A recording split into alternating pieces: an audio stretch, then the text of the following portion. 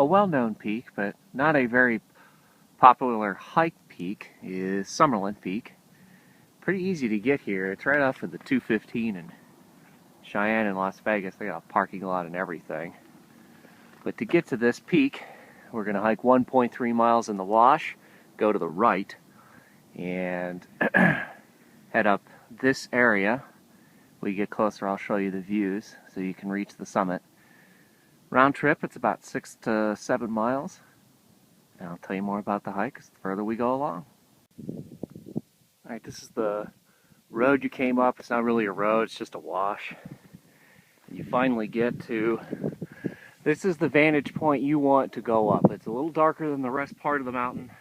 Once I get up to the second part of the summit, I'll point out why this is the route you need to take. But make no mistake, the next 0.7 miles you go up 1,600 feet. That's right, 0.7 miles, 1,600 feet. It is steep, it is rough, it is limestone. Wear good shoes and traction. You came along this way, and you came in from the bottom down there. It's a 45-degree angle up here. Now the reason why you hike to the far side is you can get up that ridge line right there, but it's harder than you think. That's a tough drop.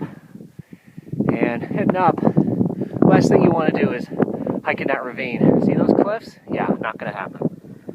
It's possible to get there, but it's a very difficult route to find. By staying on top of this ridge line, you can head up here, cut across, and then head straight up. Still going up the hill to show the angle and steepness. Man, it's a good workout. That's not the summit.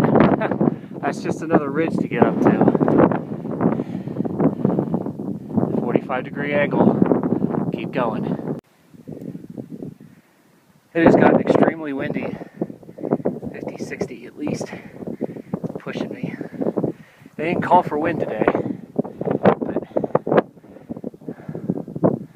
I mean, you can see why you don't go up that ravine. Where do you go? Look how low. Look how much lower you are. There's the summit. We're getting close. I'm hoping the wind dies down. Alright, you're up the toughest part. There's the peak. But you just can't cut across here. You gotta go higher. Fortunately, I'm out of the wind for now, but you can hear it. So, we go a little higher and then cut across. You can hear the gusts. I have found an area that is out of the wind, so we're at Summerlin Peak. 5,084 feet, took me 1 hour 35 minutes. I'd have done better, but I'm not joking. That wind is brutal today, and I've gotten out of it, but you can see a beautiful part of Las Vegas. The downtown area. And towards Red Rock. A couple things about this hike. First off, don't do this in the summer. You're asking for trouble. There ain't any water up here. It's steep, and today it's late February, and down there it's 5-10 mile-an-hour winds, and up here it's 40, 50, 60 mile per hour gusts. You have to be prepared in any type of hiking condition, but for today, I never expected it to be windy, but it is nasty today. So I'm going to cut down the mountain. Alright, Summerlin Peak, where we came from. We hiked all the way down from here and took this ridge line all the way up, and then we cut across high enough. You have to stay away from down here. It's just too dangerous. You got to cut across at a higher range up here. That's where I'm going to be safe to get to Summerlin Peak. Off we go. Okay, he's hard to see. He's right there. And he's looking at me. But he's not doing anything, and that's good. So I'm going to continue my path to the right, and hopefully I don't piss him off.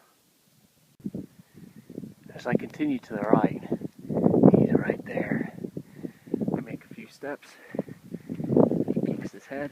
He looks at me, but at this stage he's fine. I've got some good distance. He's too busy trying to eat brush. Oh, there he is. He's looking at me. He's right there. Horns. The good thing is that he's not pissed off. He's saying, "Get off my mountain," which I'm more than happy to at this juncture. I have survived my encounter with Bighorn and heading straight down the way I came back up. Last view of Summerlin Peak. And you hike straight down and follow the wash. We're making good progress coming down the hill. The key coming down is there are several routes.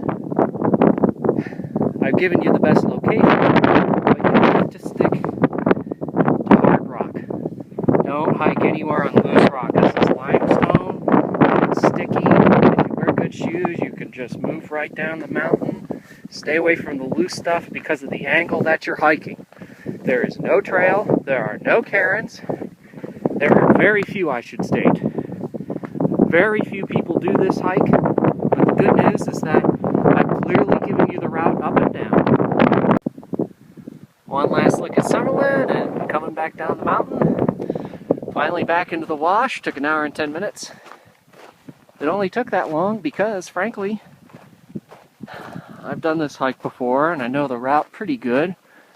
And I went the best way up and down, and you thought it'd be a boring hike. But it decided to get windy. I'd like to thank the National Weather Service for their amazing forecast today. You know, it's pretty easy to declare something's going to be sunny, but you'd think they'd figure out if we're going to get winds today. I'd also like to thank the bighorn sheep that didn't kill me today. You thought it'd be boring. But overall, I mean, it's a great hike. But again, most importantly, you got to wear good shoes that have traction. Other people say wear crappy shoes. My response is, you can wear crappy shoes and die, or you can wear good shoes and pay more money again later. The downfall is you spend money. The good part is that you continue to be alive and spend money. It is not an easy hike. It is very challenging. There is no route, there are no cairns, there is no shade, and there is no water. It is February, a great time to do this hike. You could probably do it all the way into April. I wouldn't suggest anything after that. And please don't ever hike anything like this in the rain. I know people who do that, and they're stupid. I hope you enjoyed this beautiful hike to Summerlin Peak. Until next time.